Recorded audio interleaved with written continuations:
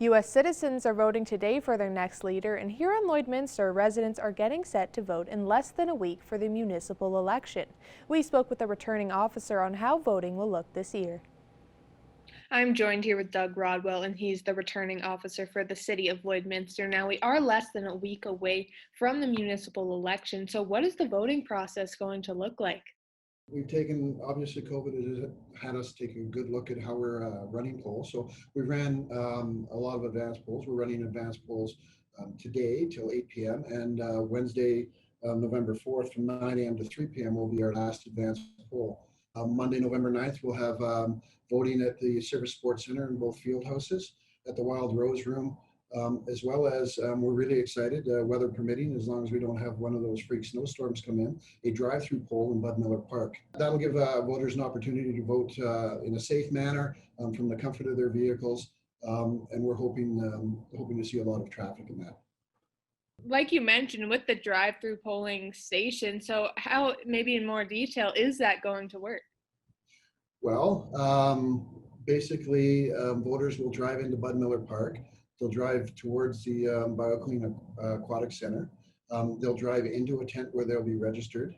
They'll drive into another tent where they'll get their ballot. And then they will drive around where they'll stop, they'll vote, and then they'll drive where the receiving deputy returning officer will take the ballot from it and put it into the ballot box. So fairly simple. It's no different than voting at any other poll, except for you'll be in your vehicle. And for residents who are looking to vote, what are some of the eligibility for them to know if they can vote this year? So you must be a Canadian citizen. You must be 18 years of age.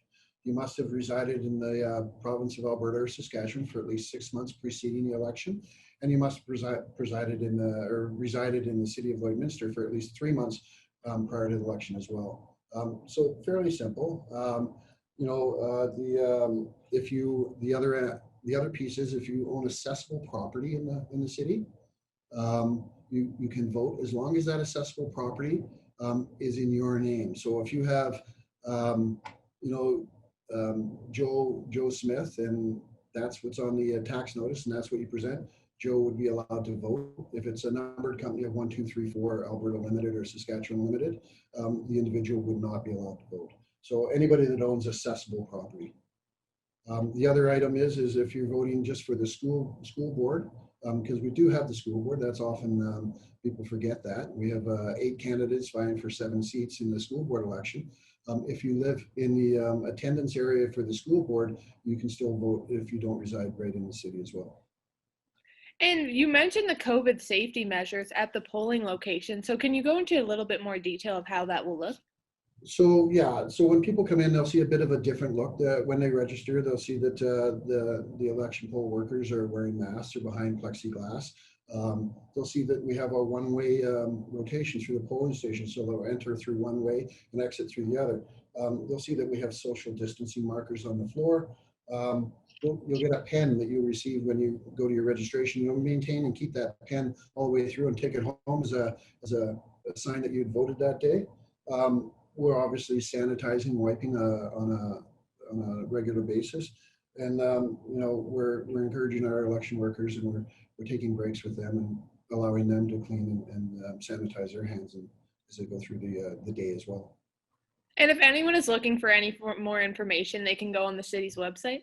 Yep, they can go to the City of Lloydminster, so lloydminster.ca, and then /Lloyd votes, and that's where they can get most frequently asked questions, or if they have any other information they're wondering about what they need to bring for ID to the polls and that type of thing.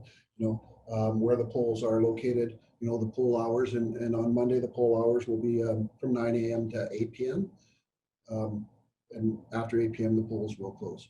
If they bring their driver's license that shows a Lloydminster address, that'll be enough to allow them to vote. Or if they bring 2 pieces of ID, government ID, with at least an address on it, or if they don't have that, then a bank or a utility statement. And if they still don't have any of that, if they have a friend who's voting at that time that has a proper ID, they can vouch for them as well. So lots of opportunities for people to show up at a polling station and get have their voice heard. Well, thank you so much for joining us today, Doug. Thank you so much.